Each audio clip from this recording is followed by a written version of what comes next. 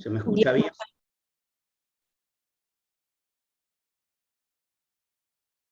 Bueno, buenísimo.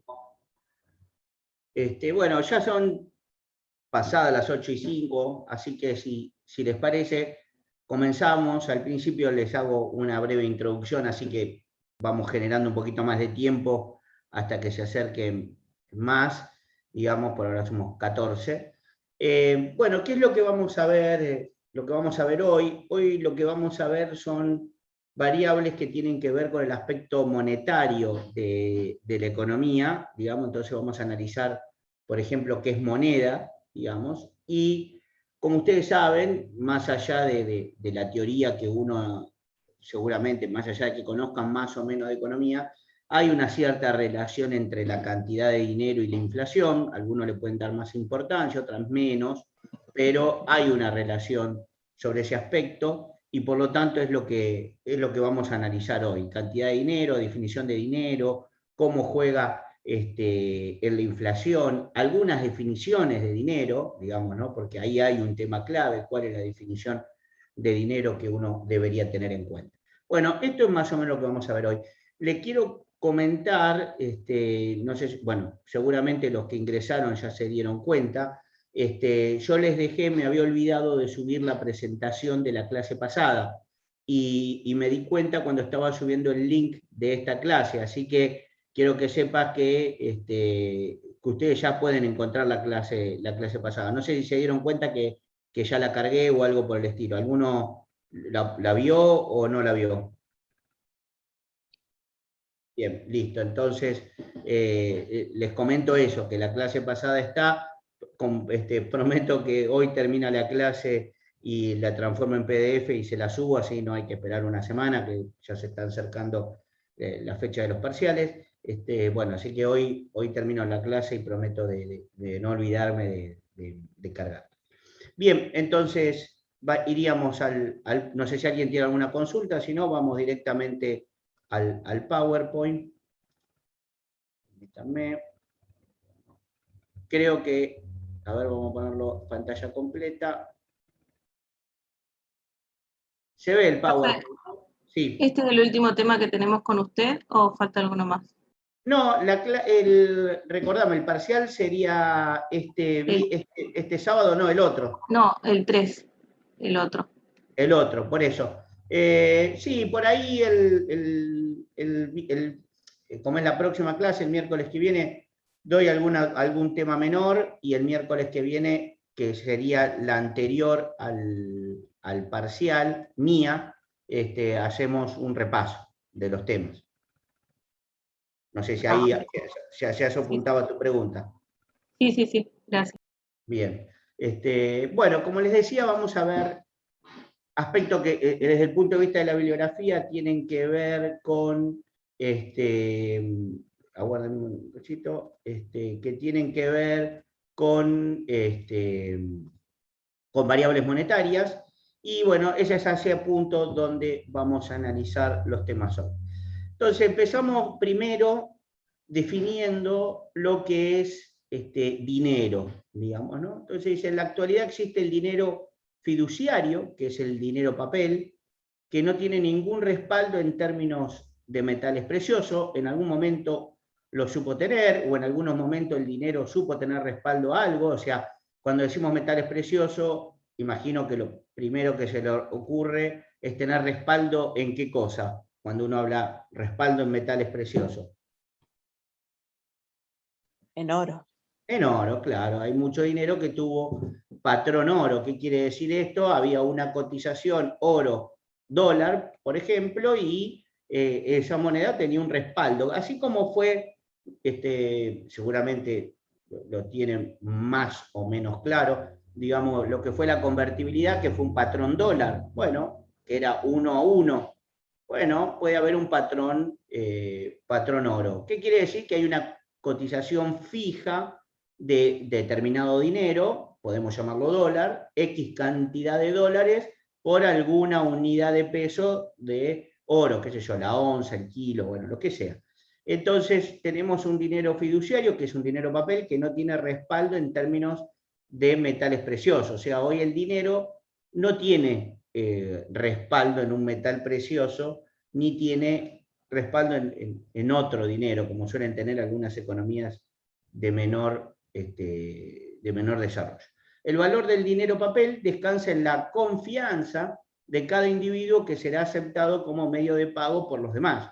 Entonces, ahí entra a jugar un rol que es muy importante acá, que es la confianza. Descansa en la confianza de cada individuo que será aceptado como medio de pago por los demás, ¿no? Es decir, quiero decirles que soy de los que piensan que en este sentido el dinero papel, es algo que, si uno pudiera decir que la humanidad está atrasada en algo, me parece que todavía tener dinero papel, me parece a mí que es un retraso importante. De ahí surgen algunas ideas, bueno, si algunas monedas cripto pueden llegar a hacer dinero. No sé, eventualmente, si alguna cripto en particular va a llegar a hacer dinero, pero sí considero que en un tiempo determinado, no puedo precisar, tampoco estoy diciendo una genialidad, el dinero papel va a desaparecer, ¿no? Pero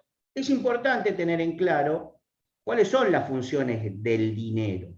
Bueno, las funciones del dinero son básicamente 4, esto incluso yo creo que ustedes lo pudieron haber visto en Introducción a la Economía, lo pudieron haber visto en Macroeconomía, pero las 4 funciones del dinero es unidad de cuenta, medio de cambio, reserva de valor y patrón de pago diferido, ¿no? Entonces, esas son las 4 funciones básicas que tiene el dinero. Vamos a analizar cada una de ellas y después podemos hacer algún intercambio, no muy largo porque no tenemos tanto tiempo como para desarrollar en extenso esto, ¿no? Pero entonces vamos a una de las funciones, dijimos unidad de cuenta. ¿Qué es básicamente unidad de cuenta?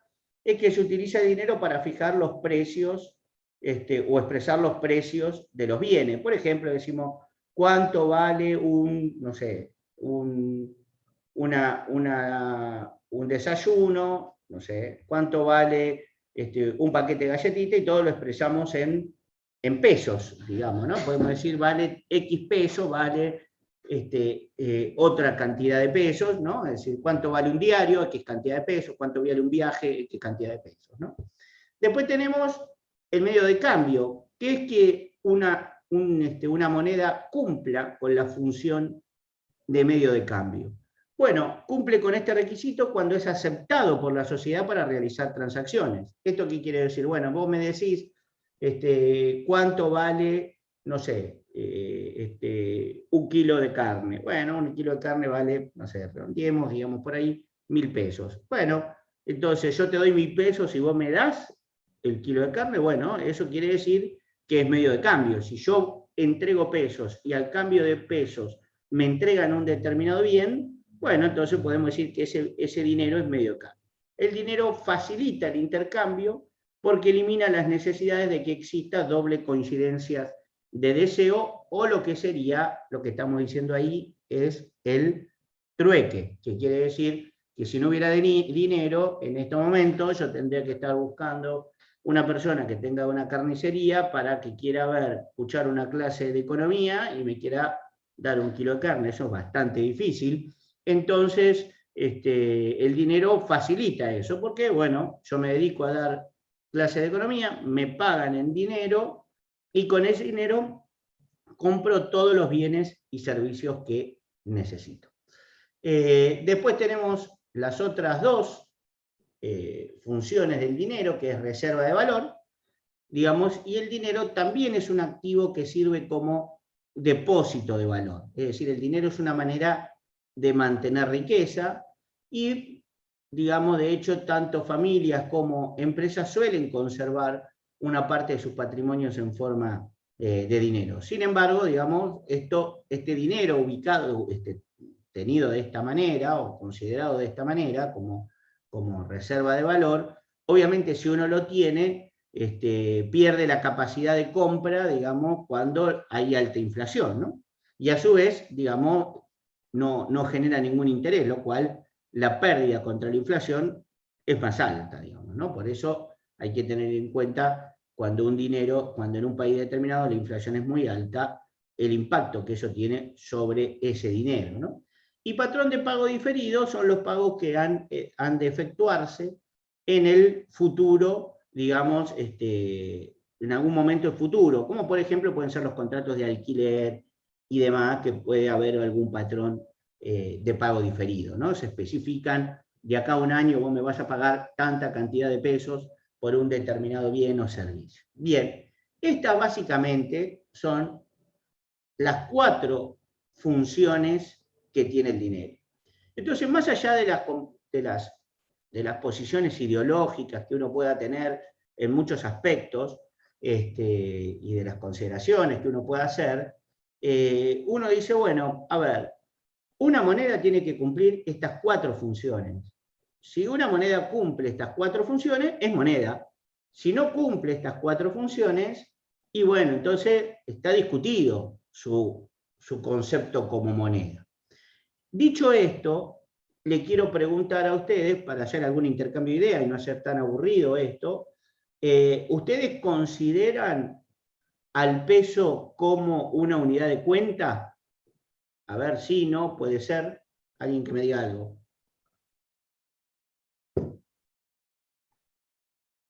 ¿Nadie se les ocurre nada?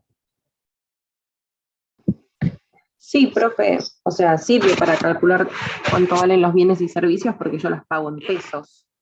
Bueno, cuando lo pagás en pesos me estás hablando de medio cambio. Por lo tanto, te acepto el concepto que vos estás diciendo y me estás diciendo que el peso cumpliría ambas características. Me decís, bueno, si yo entrego pesos, una X cantidad de pesos y me dan un bien, de alguna manera está diciendo, tiene un precio en pesos y por lo tanto es unidad de cuenta y es medio de cambio, porque yo doy pesos y me dan un bien, digamos. De alguna manera eso es lo que vos quisiste decir, creo. Sí, correcto, profe. Bien, y entonces cumpliría eso. ¿Alguna persona que quiera decir algo en contrario o avalar esta idea? Y yo, profe, diría sí y no, porque muchas veces reexpresamos en peso algo que calculamos en dólares, por ejemplo. Es como una equivalencia. Ejemplo. Comprar una casa. Inmuebles, por ejemplo. Bien, perfecto. Y esa también es una buena respuesta. Y la verdad es que es así, o sea, yo no sé, no tengo en claro por ahí algunos precios. Bueno, pero por ejemplo compré recientemente un libro y decía 2.500 pesos, ¿no? Y bueno, entonces digo, sí, ¿tiene precio en pesos? Sí, 2.500. ¿Lo pagué en pesos? Sí, 2.500. Perfecto. Entonces, la moneda, el peso, ¿cumple la función de unidad de cuenta y de medio cambio? Sí. Ahora, si yo les dijera a ustedes, como bien estaban diciendo por ahí, si yo les dijera a ustedes, bueno, ¿cuánto vale su casa? ¿O cuánto vale la casa que ustedes pretenden comprar? ¿O cuánto vale algún inmueble o algún activo fijo, como ustedes dijeron? Y bueno, en una casa es posible que te digan $100.000, $150.000. Ni siquiera te lo expresen en pesos, te lo dicen directamente en dólares.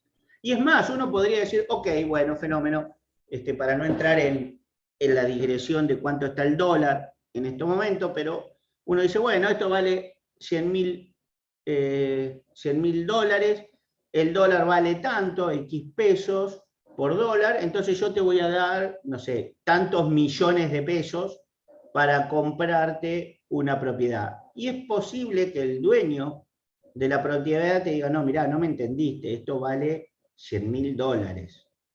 Bueno, pero yo te lo pago en pesos, al tipo de cambio, no, yo quiero dólares.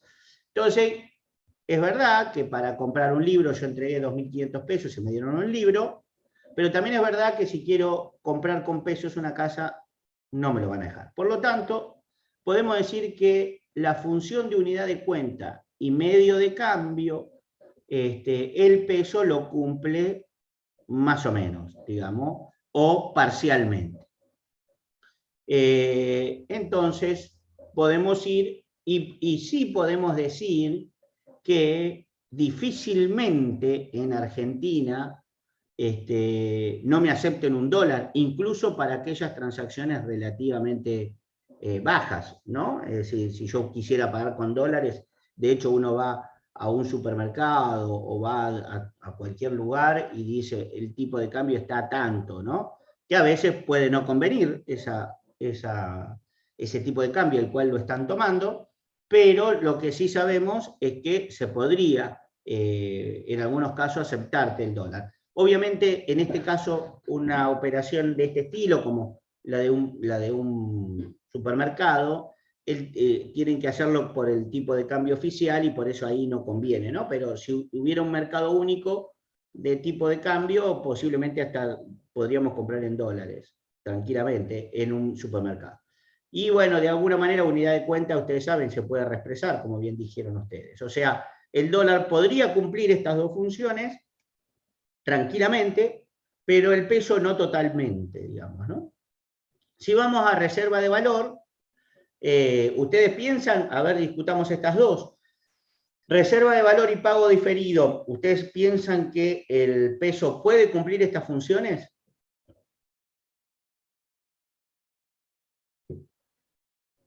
¿Ustedes qué me dirían? Sí, no, puede No. ser.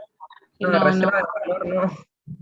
Bueno, claramente, reserva de valor no, porque es un país que tiene, más allá de las consideraciones que podemos hacer, es un país que tiene un alto nivel inflacionario, ¿no? Entonces, reserva de valor no. Y patrón de pago diferido, ¿qué piensan?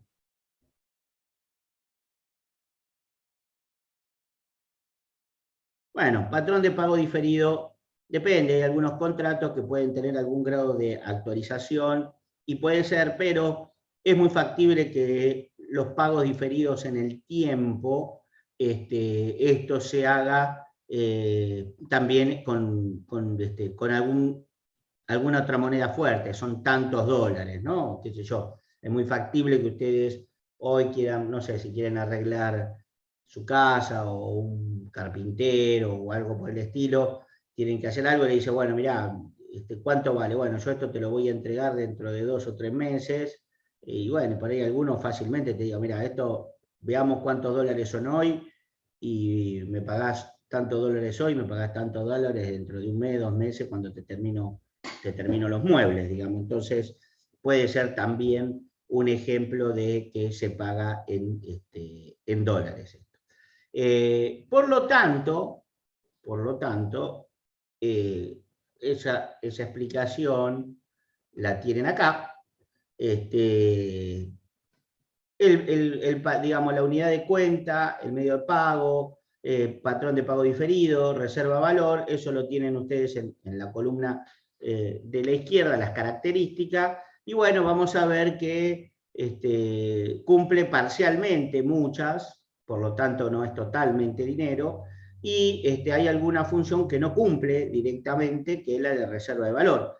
Por lo tanto, el peso no cumple con las funciones del dinero, y por eso vemos que el dólar es muy importante en nuestra economía, ¿no? Difícilmente, si ustedes dijeran, bueno, voy a ahorrar para el día de mañana comprarme una casa, voy a ahorrar el día de mañana para que, bueno, ustedes, la gran mayoría de ustedes deben ser muy jóvenes, voy a comprar, voy a ahorrar para que mi hijo el día de mañana estudie, voy a ahorrar para mañana comprarme un auto, voy a ahorrar para esto, difícilmente eso ustedes lo hagan en pesos, ¿no?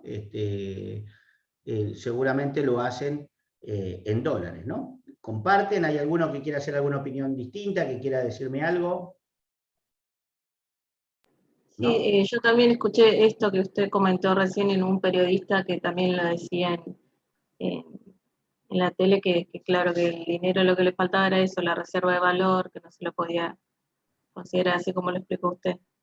Claro. Si una moneda, a ver, uno puede tener el posicionamiento ideológico que quiera, digamos, pero esta es la definición de dinero. ¿El peso cumple cabalmente con estas 4 características? No las cumple. Entonces, como no las cumple, bueno, entonces está discutido el tema del dinero. Bueno, podemos decir, mirá, para transacciones pequeñas podría ser casi todas las condiciones las cumple. Bueno, reserva de valor nunca, porque es para el ahorro, pero uno dice, bueno, unidad de cuenta, medio de pago, eso se puede cumplir. Pero está claro que el peso, de hecho los argentinos es poco probable que en el largo plazo, para una operación de largo plazo, ahorren en pesos, ¿no? Eso está claro. De hecho, se ha perdido a veces la referencia tanto de lo que valen las cosas, que para tratar de mantener alguna referencia de cuánto valen, dicen, bueno, vale tantos dólares, entonces ya ahí uno se olvida de cuántos pesos puede valer algo, ¿no?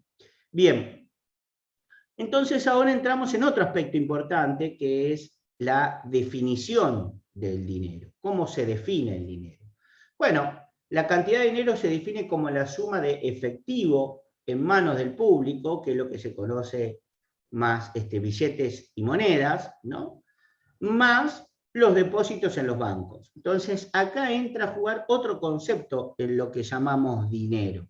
Dinero no es solo el dinero papel que tenemos en la billetera, sino también empiezan a jugar que consideramos dinero los depósitos. Entonces dice, se incluyen las cuentas corrientes, las cajas de ahorro, los depósitos, y a los depósitos dentro de la definición de dinero, porque son instrumentos por los cuales yo puedo pagar bienes o servicios, ¿no? Es decir, de hecho lo puedo hacer con tarjeta de débito, con tarjeta de crédito, bueno, hasta con cheques, aunque bueno, cada vez puede ser que este tipo de operación va teniendo menos aceptación, pero hay otras formas de pagar bienes, y esas otras formas tienen que ver con lo que estamos diciendo, que con estas otras definiciones, ¿no? Cuenta corriente, caja de ahorro, ¿no? Y demás.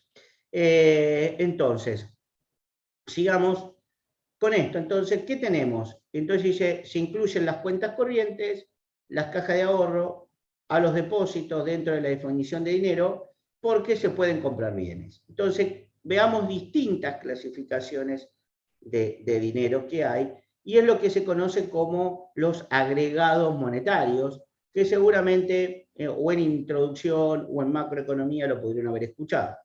Entonces tenemos que una cosa es el circulante, un agregado, una forma de definir el dinero es el circulante, que es el circulante en bancos, y el circulante en poder del público, ¿no? Es decir, es todo el circulante que hay. La base monetaria es el circulante más la cuenta corriente en el Banco Central. Esto es muy importante, que estamos hablando no de las cuentas corrientes que tenemos nosotros, sino estamos hablando de las cuentas corrientes, de la cantidad de dinero que tienen los bancos comerciales con los cuales nosotros trabajamos dentro de lo que sería el Banco Central, que muy factiblemente sea muy parecido a lo que se llaman encajes, ¿no? Que ahora vamos a ver qué son los encajes, ¿no? Pero entonces podemos decir la base monetaria es el circulante, más la cuenta corriente en el Banco Central, que puede ser muy cercano a lo que definiremos como encaje.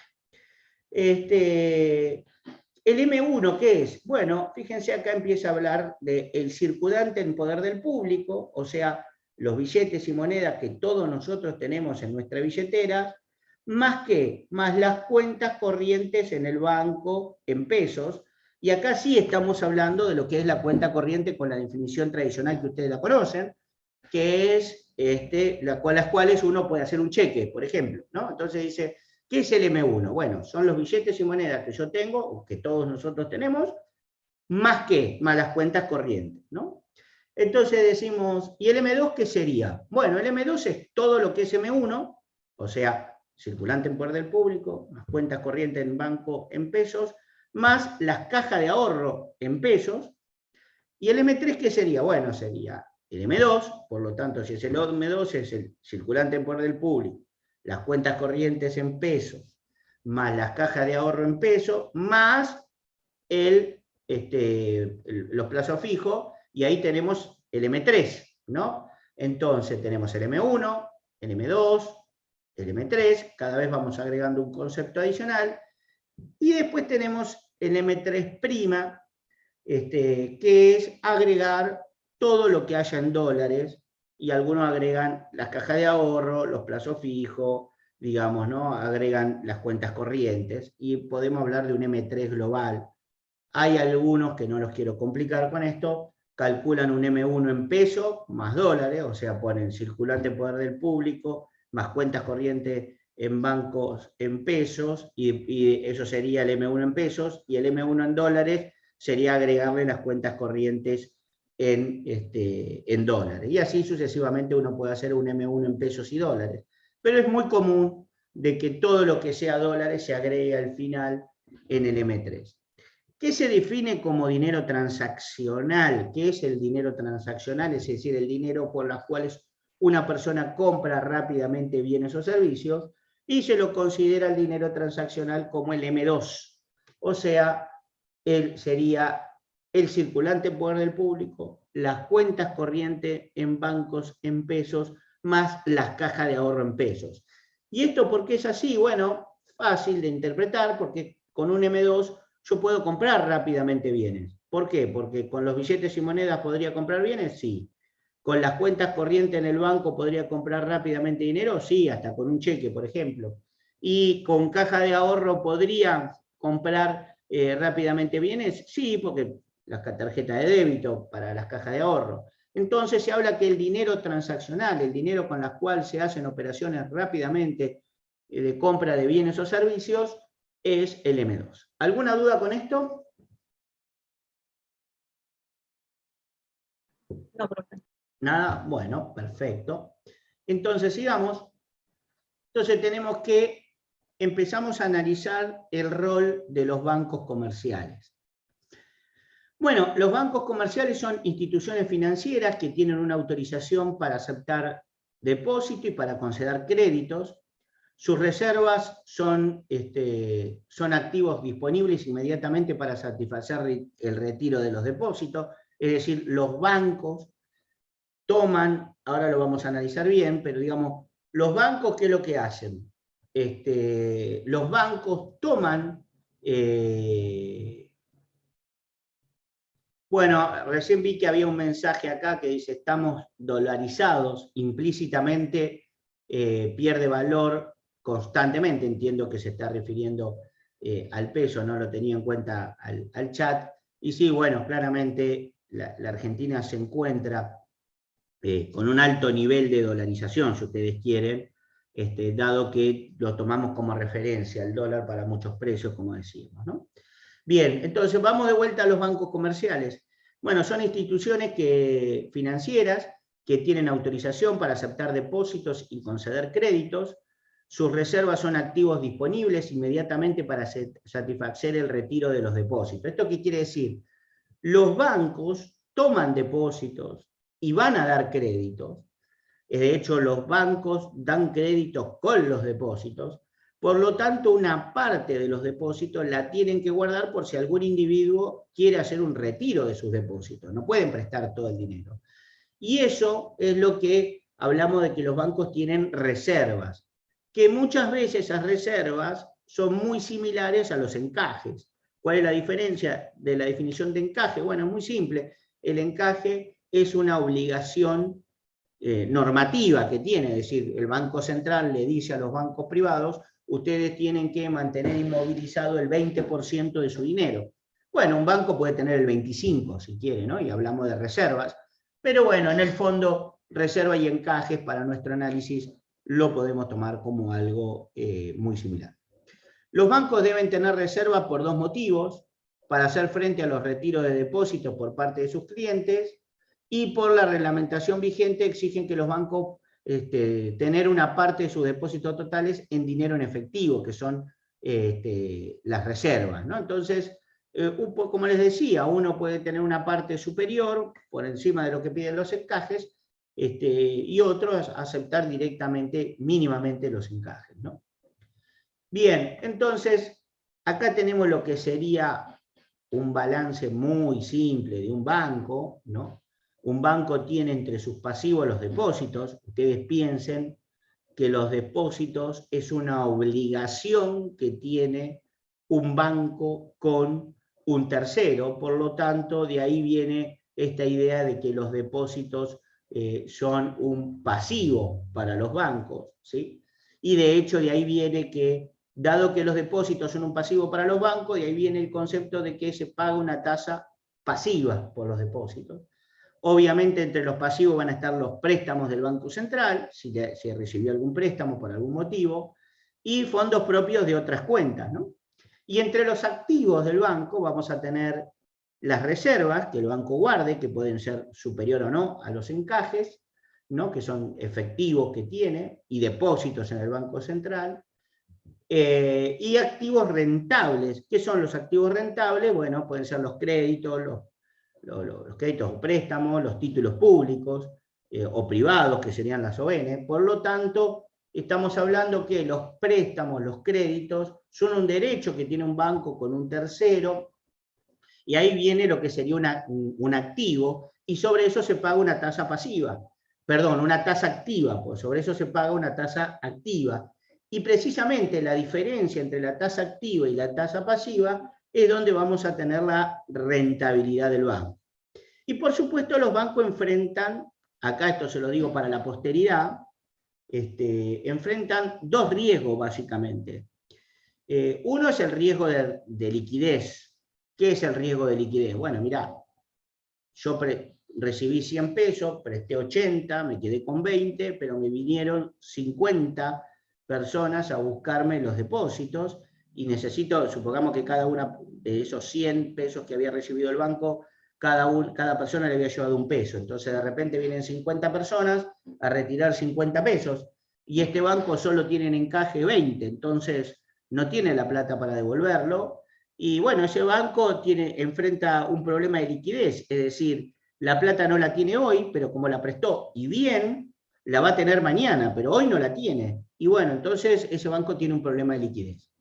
Si fuera un problema de liquidez, bueno, el Banco Central podría prestarle plata hasta que recupere su liquidez y se resuelva. Pero otro problema que pueden tener los bancos es el problema de solvencia. ¿Cuál es el problema de solvencia? Mirá, me dieron 100 pesos de depósito, 100 personas vinieron con un peso, presté 80, pero el problema es que me quedé con 20, vinieron 50 a buscarme de los 100 pesos que tengo, y el problema que tengo es que estos préstamos son tan malos que no la voy a tener hoy ni la voy a tener mañana, porque hice una mala gestión de mis créditos, y por lo tanto la plata no la voy a tener ni hoy ni nunca. Bueno, ese banco tiene un problema de solvencia. Y bueno, ahí habrá que ver si el Banco Central le conviene respaldar a este banco o no. El problema es que si se cae un banco, puede generar algún efecto cascada en otros bancos. Entonces una gente dice, si este banco se cayó, por ahí se cayó por una característica propia de ese banco, pero uno si siente que un banco se cayó, piensa que se pueden caer todos los demás, y puede afectar a los demás bancos que aún estando con solvencia, aún teniendo buena liquidez, si van todas las personas a buscar la plata, no la va a tener. ¿Por qué? Porque como sabemos, con los depósitos dan préstamo. Entonces, ahí entra una disyuntiva el Banco Central si lo tiene que salir a respaldar o no. Y esto es lo que se llama, cuando la gente va a buscar depósitos rápidamente en todo el sistema financiero, es lo que se llama una corrida de depósitos, y cuando hay una corrida de depósitos fuerte, acá y en cualquier parte del mundo, los bancos no lo pueden afrontar, y surgen problemas muy importantes con los bancos. Y bueno, en Argentina hemos tenido varias situaciones, y esto se trató de resolver con algunas medidas. No sé si alguno se acuerda qué medida creen que en el pasado se utilizó, que tuvo un nombre muy particular, para cuando hubo una salida generalizada de depósitos, cómo se trató de enfrentar. ¿El corralito, profe? Exactamente, el corralito. El corralito. Entonces el corralito es decirte, mira, vos tenés un depósito, pero no te dejo que lo saques. ¿Por qué? Porque bueno, si no se caen todos los bancos.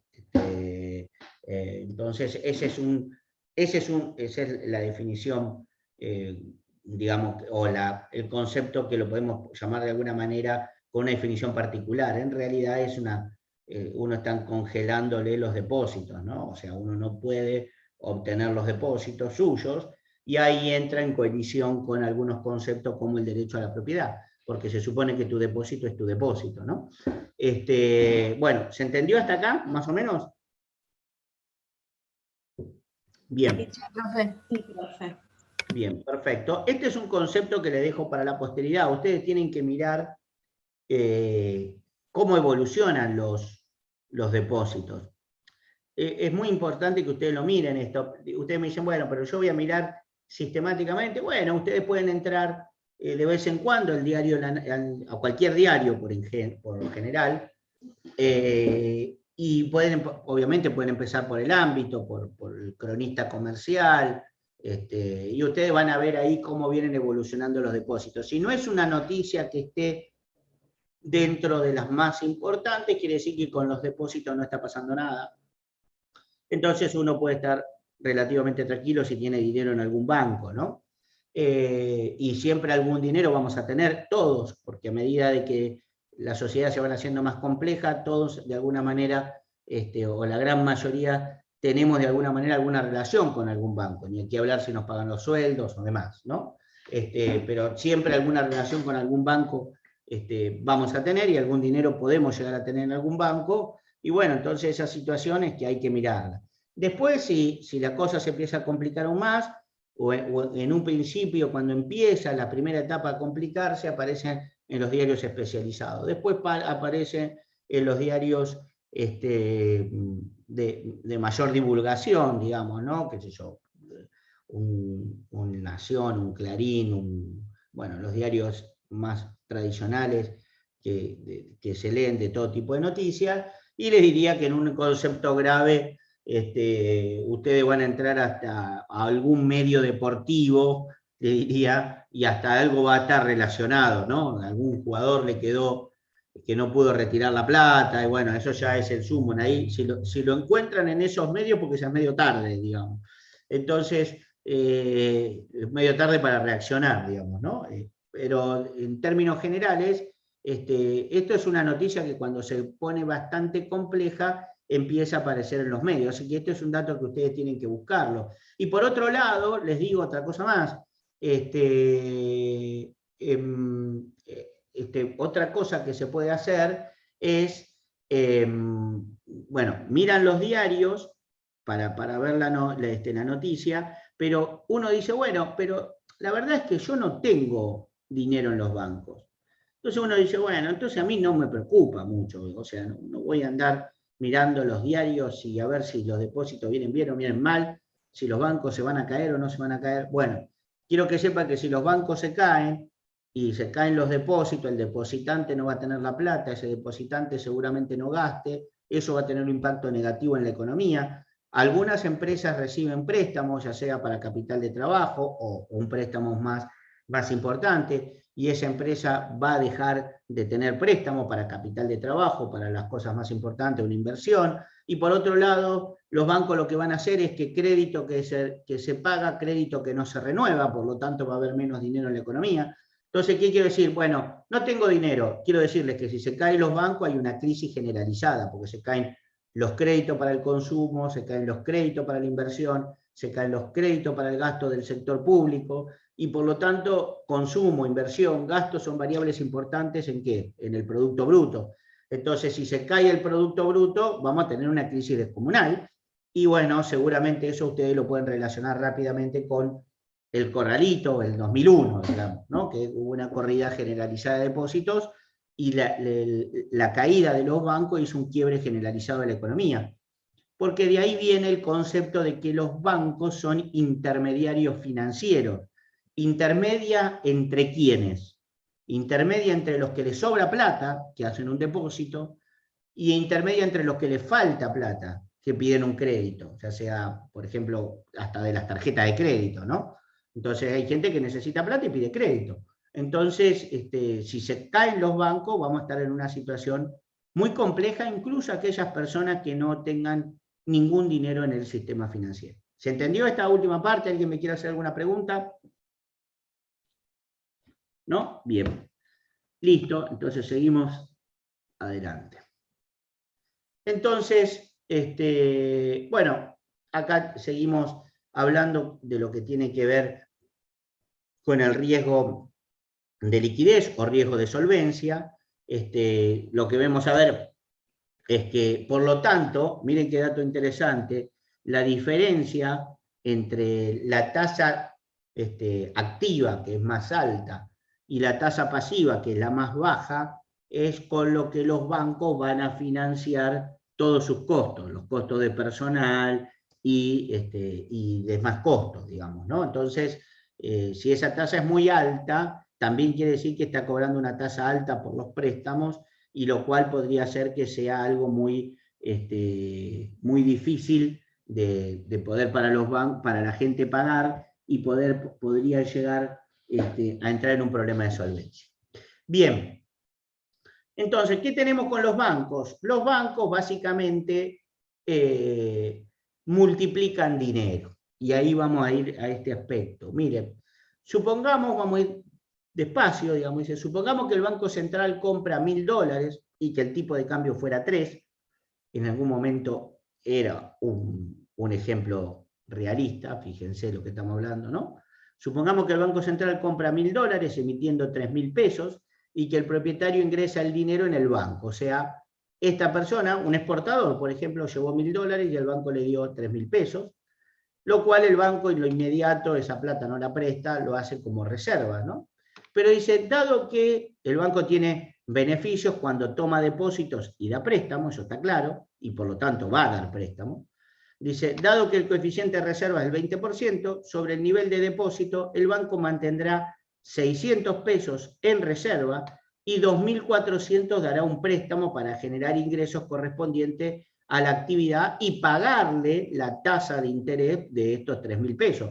Si yo le voy a pagar una tasa de interés X, por ejemplo, 10%, le voy a pagar una tasa del 10% a los depósitos, tengo que generar un ingreso. Pero fíjense que si yo no puedo cobrar sobre los préstamos también 10%, porque si yo pago el 10% de los depósitos, tengo que pagar acá 300. Y si cobro 10% a los préstamos, voy a cobrar 240. Entonces no puedo pagar esto. Por definición, la tasa activa tiene que ser más alta que la tasa pasiva, porque no hago préstamos sobre el mismo monto, digamos. A eso tienen que sumarle ustedes que encima el banco tiene que ganar. Por lo tanto, por eso la tasa es mucho más alta, la tasa pasiva, que la tasa activa.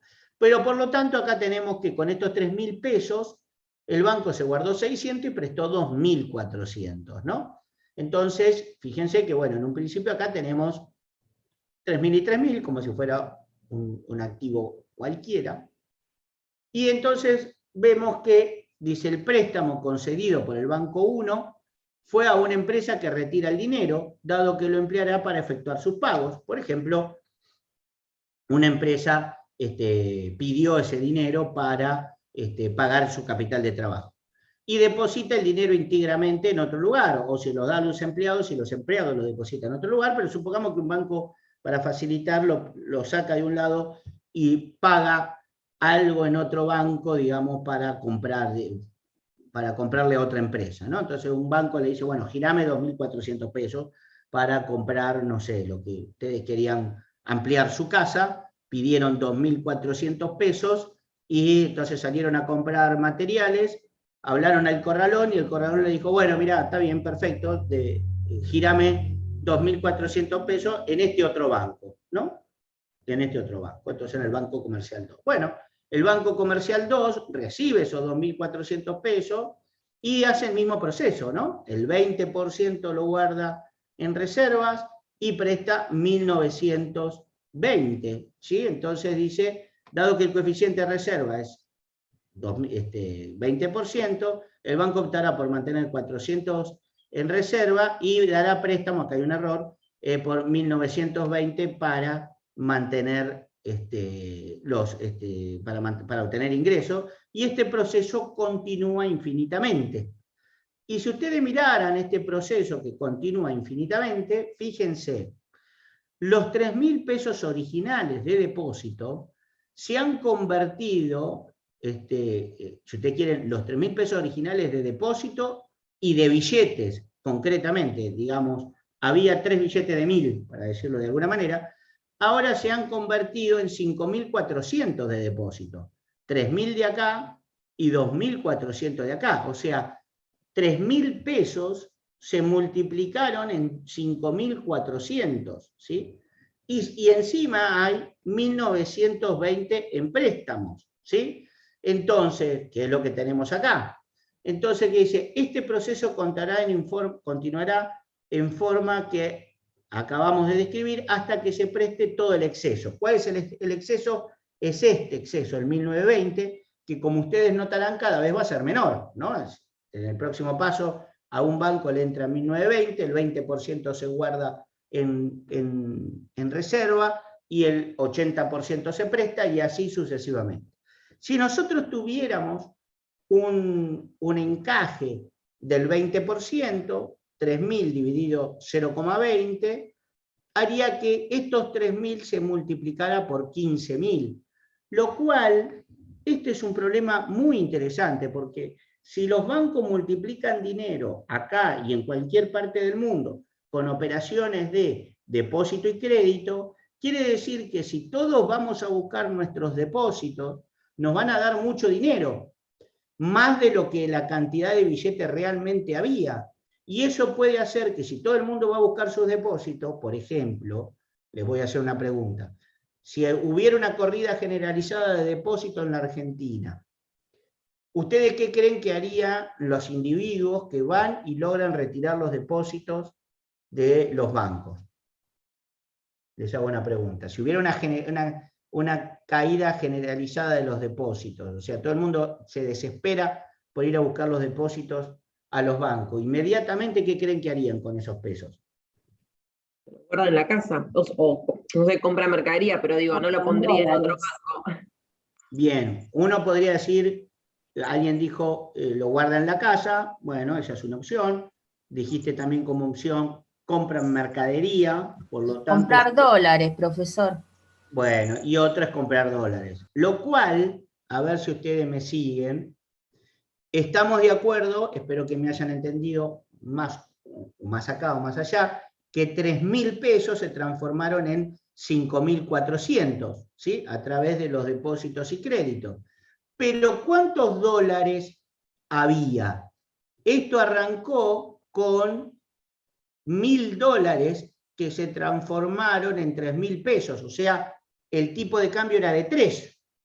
Ahora, por el proceso de depósitos y créditos, esta cantidad de dinero se transformó en 5.400.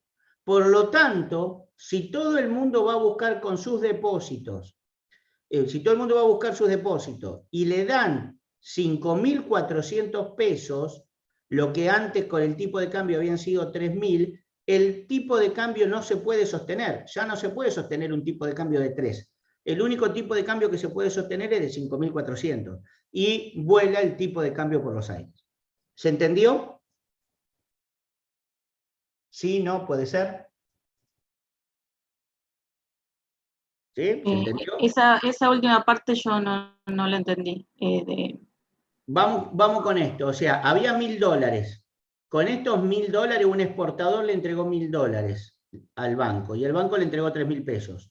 Y ahí empieza la rueda con los pesos. 3.000 pesos se hizo un depósito. De estos 3.000 pesos, 600 se guardó, 2.400 de estos 3.000 pesos se prestó. A otro banco le entró los 2.400. De los 2.400 hizo 480 de encaje y 1.990 lo prestó. Y entonces, ¿qué tenemos? Que 3.000 pesos, que son billetes, pero en realidad esos billetes, por la operación de depósitos y créditos, se transformaron en 5.400. Hubo una creación secundaria del dinero. Uno cuando ve en la calle dando vuelta, puede estar viendo dando vuelta 1.900 pesos en billetes, pero la gente cree que tiene 5.400, porque hubo una multiplicación a través de lo que se llama depósitos y créditos, una multiplicación de la cantidad de dinero. Entonces, cuando todo el mundo va a buscar, el exportador va a buscar sus 3.000 pesos que había depositado originalmente, luego de las exportaciones, que al tipo de cambio le dieron 3.000 pesos. Pero el corralón fue a buscar sus 2.400. Entonces, dice, bueno, pero pesos, ¿cuánto hay en billetes? 3.000. Pero cuando uno va a buscar sus depósitos, ¿cuántos hay en depósito? 5.400. El exportador cree que tiene 3.000 y el corralón cree que tiene 2.400. Y entonces, ¿qué es lo que pasa? Cuando todo hay un retiro generalizado de depósitos, ¿quién sale a respaldar los bancos? El Banco Central. ¿Y el Banco Central sale a respaldarlo de qué manera? Emitiendo. Entonces va a haber una X cantidad de dinero en la Argentina o en ese país, que en este caso van a ser 5.400, y seguramente, como muchos de ustedes dijeron, como este es un proceso de desconfianza, con esos billetes la gente va a salir a comprar dólares, ¿sí? Y el tipo de cambio vuela por los aires. No sé si ahora sí se comprendió. Sí, ahí lo entendí. Bien, entonces tenemos lo que se llama el multiplicador del dinero o la creación secundaria del dinero. Entonces, para entender mejor el comportamiento del multiplicador monetario, vamos a suponer que tenemos dos tipos de agregados generales, la base monetaria y un agregado M, que el agregado M va a ser circulante más depósito. Sabemos que podemos tener distintos agregados. ¿Cuáles? M1, M2, M3, el M3 amplio, que sería el M3', digamos, y que ahí le agregaríamos, en ese último caso, agregaríamos los dólares. Pero hablemos de un M agregado para entender el concepto. Entonces tenemos que la base monetaria es el circulante más los encajes, que podrían ser las reservas, ¿no? Después tenemos el M1 es el circulante, el M en realidad es el circulante más los depósitos. Entonces si yo hago M dividido base monetaria, dijimos que M era circulante más depósito y base monetaria circulante más reservas. Bueno, hago circulante más depósito dividido circulante más reservas. Después ustedes saben que si divido arriba y abajo por depósito, el cociente no cambia. Entonces me queda circulante dividido depósito, depósito dividido depósito, circulante dividido depósito, reservas dividido depósito. Bueno, esto me queda CD, circulante depósito lo vamos a llamar CD, depósito dividido depósitos es 1, y RD, R dividido D, es RD, que es el otro concepto que estaría faltando y ahora lo vamos a analizar qué es cada uno. Y eso es lo que se llama el MMM, que sería el multiplicador monetario, es decir, cómo los bancos multiplican dinero a través del proceso de depósitos y créditos. Entonces tenemos que M, si esto es muy simple, si yo me olvidara de lo que está acá en el medio, diría que M es igual al multiplicador monetario multiplicado por la base. Está dividiendo, pasa multiplicando. Entonces, ¿qué es CD? Relación circulante-depósito. ¿Qué es RD? Encaje, o si ustedes quieren reservas, reservas-depósitos, ¿no? Entonces, las decisiones de circulante-depósito dependen de las decisiones de los individuos. En cambio, la relación de encaje-depósito depende de las decisiones del Banco Central. Bien.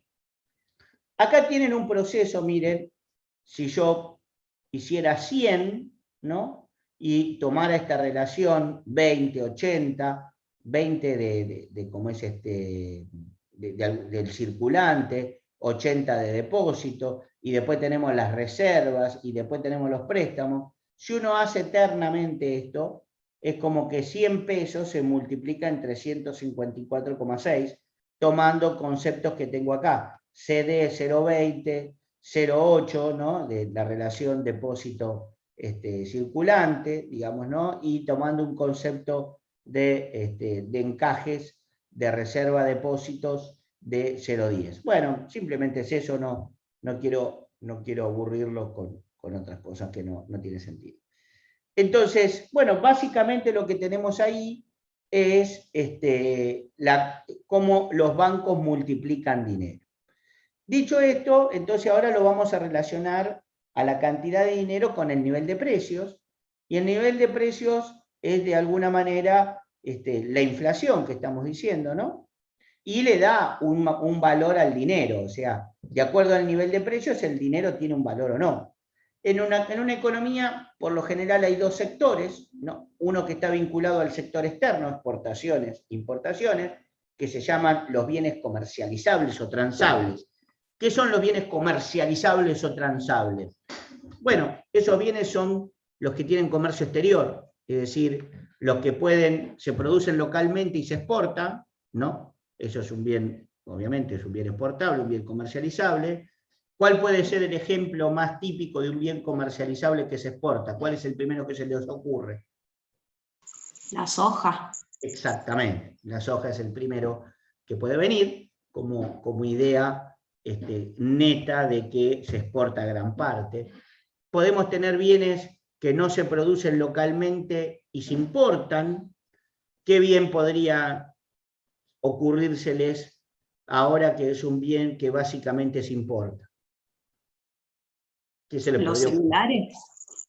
Los celulares es uno, ¿sí? ¿Y cuál otro que estamos pendientes en los medios de ver si vienen o no vienen? Las vacunas. Las Las vacunas. vacunas. Bueno, ahí tienen un ejemplo que cuando pase esta pandemia, que todos sabemos que en algún momento va a pasar, sabemos cuándo, pero va a pasar, bueno, ahí entran los químicos, precisamente, ¿no? Que son indispensables para la medicina, ¿no? Ustedes vieron que por ahí alguna vez uno se tiene que hacer algún análisis y hablan de los reactivos. Bueno, también, o sea, hoy es muy candente el tema de la vacuna por razones obvias. Pero bueno, si no, es esto lo que le estoy diciendo. Químicos, incluso químicos para la industria, ¿no? Y también hay bienes que se producen localmente y se exportan, pero a su vez también se importan. Bueno, como por ejemplo pueden ser los autos, ¿no? Hay algunos autos que se producen acá y se exportan, y hay otros autos que no se producen acá y se importan, digamos, ¿no? Es decir, hay de las dos características, ¿no? Y después hay bienes que son netamente domésticos. Los bienes que son netamente domésticos, le puedo dar como ejemplo el cemento. El cemento tiene un alto costo por unidad transportada, entonces el cemento es un bien que se produce localmente y se consume localmente. ¿Se puede exportar? Sí, se puede exportar, sobre todo en las áreas de frontera, que por ahí haciendo pocos kilómetros vos estás en otro país y podés llevar cemento. Pero bueno, se considera que es un bien doméstico, no transable. También hay otro bien doméstico no transable, que es por ejemplo, los servicios. Por ejemplo, el servicio de los contadores es un bien doméstico, el servicio de peluquería es un bien doméstico. Si bien es cierto que la tecnología podrá ser el día de mañana, y ya lo es en algunos casos, obviamente, que los honorarios contables pueden ser transables, pero para eso hay que conocer muy bien las leyes extranjeras y uno desde acá poder asesorar a otras personas de otros países, ¿no? Pero bueno, eventualmente eso podría pasar. Bien, entonces acá tenemos que precio es la cantidad de dinero, pesos, dólares, euros, etcétera, que se deben entregar para obtener un determinado bien o servicio, también llamado precio monetario real, y la inflación es el incremento sostenido y generalizado de los precios, y la deflación es el concepto contrario. Seguramente alguna vez escucharon la teoría cuantitativa del dinero. ¿Qué es la teoría cuantitativa del dinero? Es el precio por la cantidad de bienes multiplicado la cantidad de dinero por la velocidad, que todos ustedes tienen acá la explicación. Nivel de precio, transacciones, cantidad de bienes, cantidad de dinero, M, y velocidad del dinero. Ahora vamos a ver estos conceptos. Entonces, si uno quiere hacer esto variando en el tiempo, ya no hoy en un momento determinado, sino la variación en el tiempo, ¿cómo varía en el tiempo esto? Bueno, esta teoría cuantitativa dice que la variación de los precios va a ser delta P, que sería la inflación, más si esto yo estoy haciendo diferencial en el tiempo, lo que sería una diferenciación total, si ustedes quieren de esto, en términos matemáticos hablando, esto sería delta, o sea, lo que es una multiplicación pasa a ser una suma. La variación de los precios, o sea, la inflación, más la variación de la actividad económica, o la variación del PBI, es igual a la variación de la cantidad de dinero más igual a la variación de la velocidad. Vamos a qué es la velocidad, o la variación de la velocidad. Primero como concepto para que ustedes lo tengan en cuenta. ¿Qué es la velocidad? Primero, la velocidad yo puedo decir, bueno, de acá a Buenos Aires, de acá a X lugar, a Capital, de acá a un lugar determinado, voy a 100 kilómetros por hora. Si voy siempre a 100 kilómetros por hora, la variación de la velocidad es cero. No varía la velocidad. Siempre voy para adelante, ¿a qué velocidad? A 100, pero del momento 0 hasta el último voy a 100. ¿Y la velocidad varió? No, siempre fui a 100. Ahora, si estamos hablando de la variación de la velocidad, yo puedo decir, bueno, mirá, arranqué a 100, a una velocidad de 100, y bueno, para los que manejan, digamos, si pongo el auto, voy a 100 kilómetros por hora, lo pongo en punto muerto al auto, y levanto los pies del acelerador. ¿Sí? Bueno, si hago eso, el auto va a seguir yendo para adelante, ¿sí? En el primer momento va a ir a 100, pero después va a ir a 80, va a ir a 70, va a ir a 60, 50, 40, hasta que se va a parar. Entonces la variación de la velocidad es cada vez menor, la velocidad es cada vez menor, pero el auto va siempre hacia adelante, a menos velocidad, con menos rapidez, pero va para adelante. Entonces, eso es el concepto de velocidad. Entonces, una cosa es la velocidad del dinero en un determinado momento, y otra cosa es en un contexto de desconfianza donde la gente le agarra la desesperación por sacarse el dinero de encima y compra bienes o servicios, lo cual ahí la velocidad sube. ¿Se entendió de alguna manera este concepto? ¿Sí? ¿No? ¿Puede ser? Sí, profe. Sí, Bien. profe.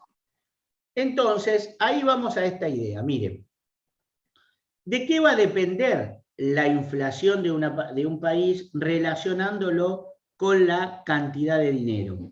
Va a depender de una manera de la cantidad de dinero. O sea, si la cantidad de dinero sube al 40% y la velocidad es cero, la variación de la velocidad, digo, vamos a 100 kilómetros siempre. Entonces, esto no varía, esto es cero.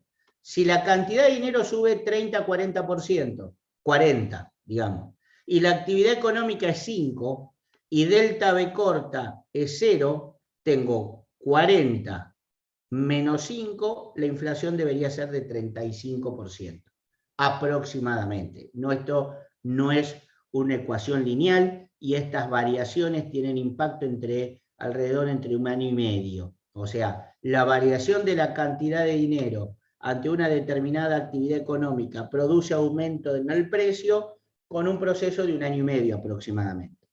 Ahora, yo puedo emitir al 30% con una actividad del 5%, o vamos a hacer el ejemplo que hacía recién, puedo emitir al 40% y con una actividad del 5%, y eso hacer 40 menos 5, 35. Pero si yo a veces, si encima digo aumentó la velocidad, entonces digo la cantidad de dinero sube al 40, la velocidad aumentó 10 y la actividad es 5, 40 más 10, 50, menos 5, 45. Es decir, la misma emisión monetaria, dependiendo de lo que pase con la velocidad del dinero, con la gana de la gente de desprenderse del dinero de la billetera, es el resultante de la inflación. Por lo tanto, ¿qué estamos diciendo? La misma variación de la cantidad de dinero, dependiendo de lo que pase con la velocidad, puede generar distintos niveles de inflación. ¿Se entendió esto? Sí. Bueno, entonces, muy importante. No entendí bien qué es la velocidad. La velocidad del dinero es, vos hoy, bueno, vos, nosotros, todos, no estamos tan desesperados por desprendernos de gastar la plata que tenemos en la billetera, ¿no? No estamos tan desesperados por gastarla, aunque hay una velocidad, pero no estamos tan desesperados. Pero supongamos que mañana te dicen, bueno, mirá, vos lees en los medios, viene un golpe inflacionario. O suponemos que escuchamos, mirá, va a haber una mega devaluación, ¿sí? Entonces, ¿qué es lo que te va a agarrar como desesperación? Lo que te va a agarrar como desesperación es desprenderte del dinero que tenés en la billetera, sacártelo de encima, ¿sí? Vos me vas a decir, bueno, pero yo no voy a poder comprar dólares, porque yo necesito este dinero para morfar. Bueno, fenómeno, pero entonces, ¿qué vas a hacer? vas a ir a un supermercado, si sabés que viene una gran devaluación, que eso va a generar un gran impacto monetario, un gran impacto en los precios, perdón, viene una devaluación con un gran impacto en los precios, tenés billete en la billetera y decís, cuando venga la inflación, con estos billetes compro menos, te vas desesperadamente al supermercado a comprarte bienes o servicios, sobre todo bienes comestibles no perecederos, qué sé yo, todos los bienes que vienen en lata, fideos y demás. Incluso, mirá lo que digo, podés comprar carne y la frizás. Bien, entonces eso quiere decir que aumentó la velocidad del dinero.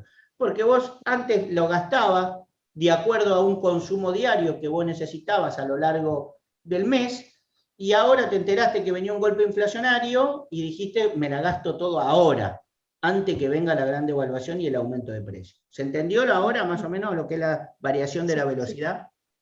Gracias, profe, sí. Bien, eso implica que si esta velocidad del dinero sube, si esto es 40%, pero esto sube, el impacto inflacionario va a ser más alto. Entonces tenemos que para una misma emisión monetaria, la inflación puede ser más alta de acuerdo a lo que pase con la velocidad del dinero. Y esto también es teoría cuantitativa y esto también está relacionado con lo monetarista. Por eso, no solo la cantidad de dinero influye en los precios, sino también influye lo que puede pasar en la velocidad del dinero. Y la velocidad del dinero, simplemente se los tiro como dato, de alguna manera se lo relaciona con la demanda de dinero. ¿Qué quiere decir? Cuanto la velocidad del dinero sube, la gente quiere tener menos dinero, se lo desprende. Cuando la velocidad del dinero es muy baja o empieza a bajar, la gente se quiere quedar con el dinero en la billetera y se dice que la demanda de dinero sube. Bien. Entonces después a partir de ahí hay varias definiciones de dinero, de inflación, perdón, y tenemos la inflación de demanda, que básicamente es cuando la gente sale a demandar, hay mucho dinero en la economía, sale a comprar bienes, y esa cantidad de bienes está por encima de lo que la economía puede responder. Entonces dice, por ejemplo, en este contexto, la escasez relativa de bienes ofrecidos y la presión sobre las importaciones hacen que los precios se movilicen al alza, haciendo que se reduzca la demanda real de dinero, o sea, que caiga la cantidad de dinero, la gente quiera tener menos dinero.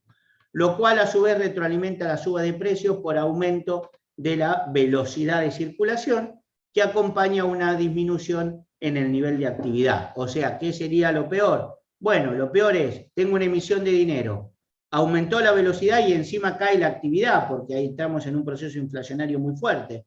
Bueno, ese es el peor escenario que muchas veces la Argentina ha estado también, ¿no?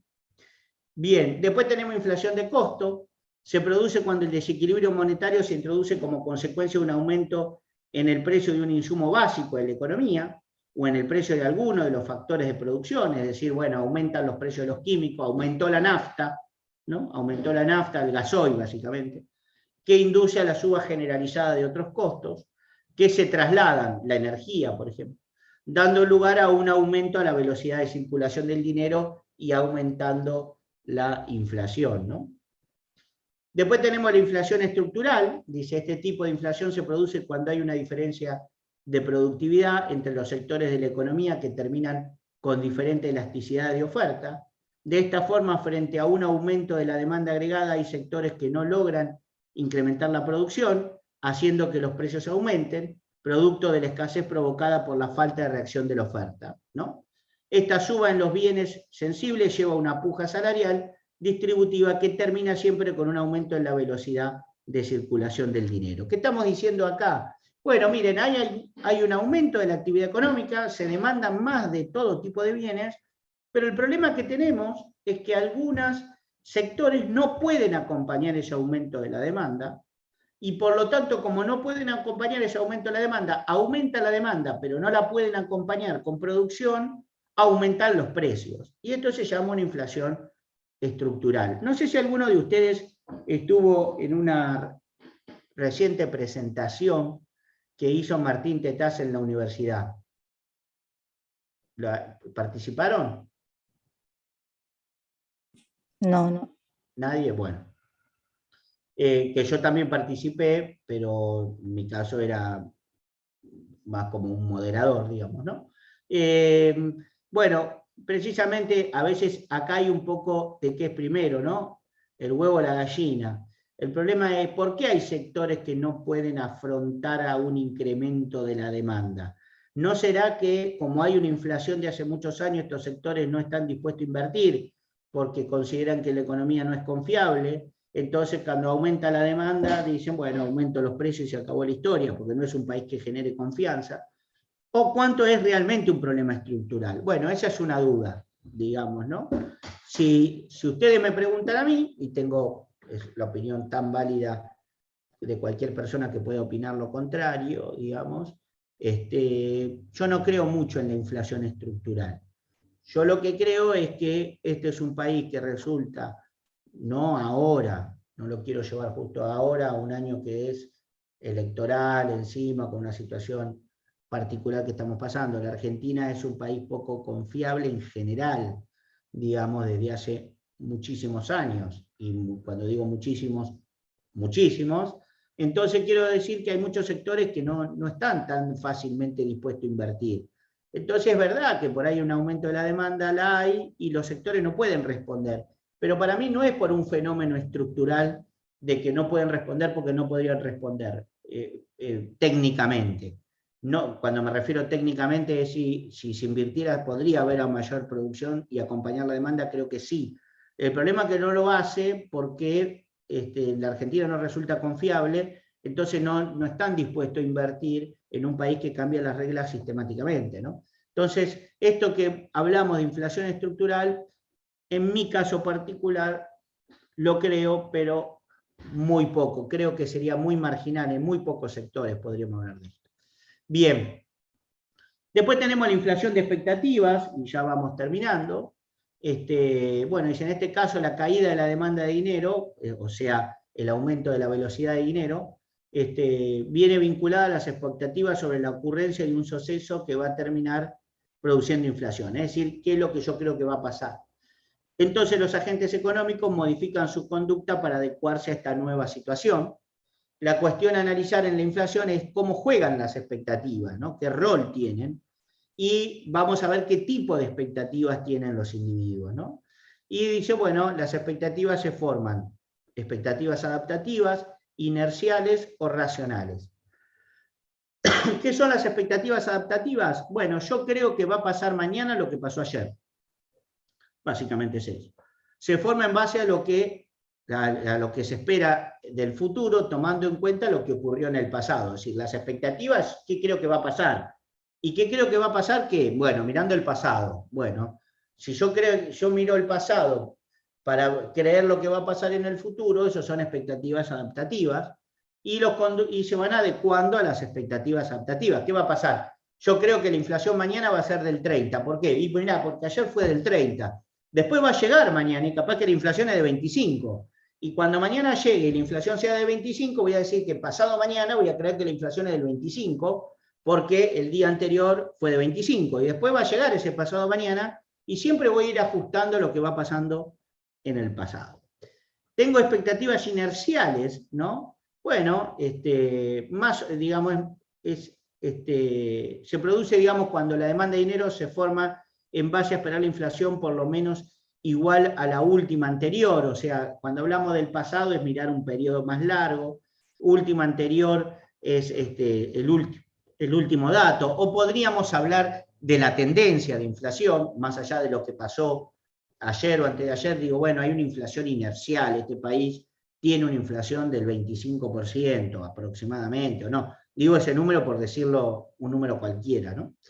Y expectativas racionales es la expectativa más compleja, es como suponer que la gente sabe de economía, lee noticias de economía, procesa la información y saca una conclusión. Ejemplo, que le daría expectativas racionales, para dar un ejemplo muy concreto. Bueno, podrías usar esto, es decir, bueno, entré al diario y leí que la emisión monetaria es del 30%, ¿sí?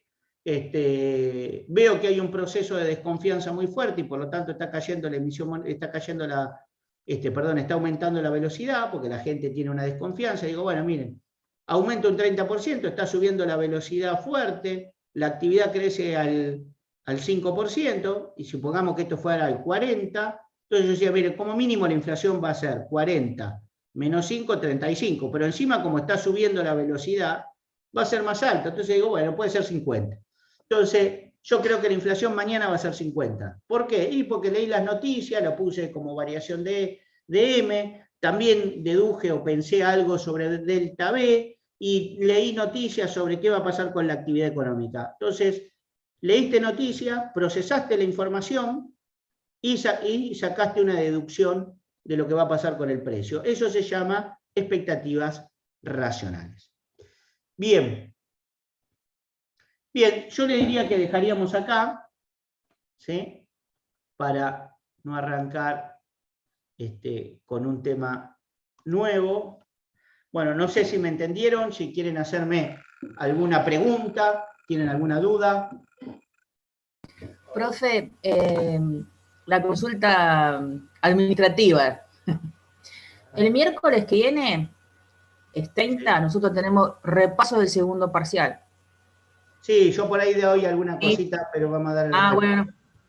No, porque yo entendí otra cosa. Y correcto, como dijo la compañera, el 3 de julio tenemos el segundo parcial. Eso, Sí. nada más. Sí, sí, o Gracias. sea, el miércoles que, llamémoslo de esta manera, el miércoles que viene es la última clase mía antes del parcial. Ok.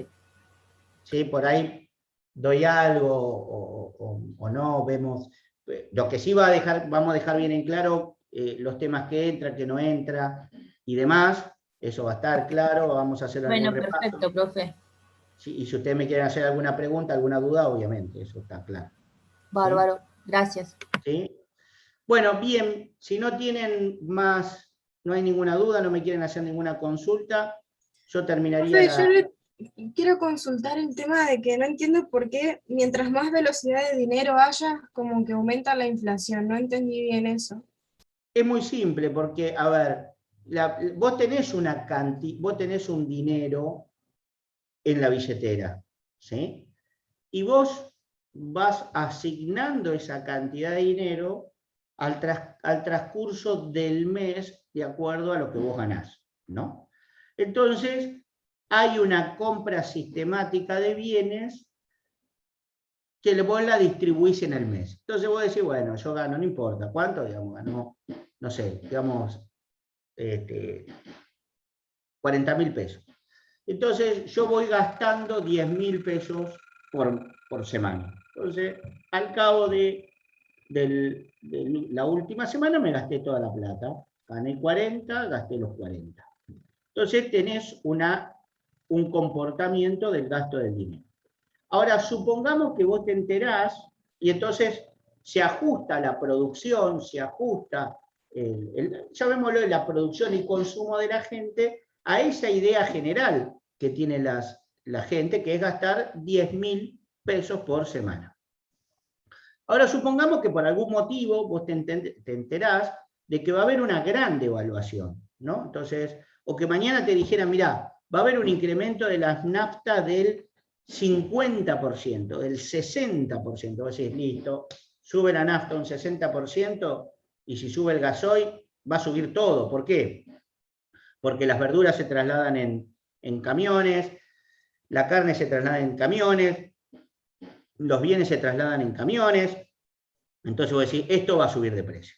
Entonces, ¿vos qué haces? En lugar de ese dinero asignarlo 10.000 pesos por semana y gastar 40.000 pesos en la semana, decidís gastarte todo la primera semana.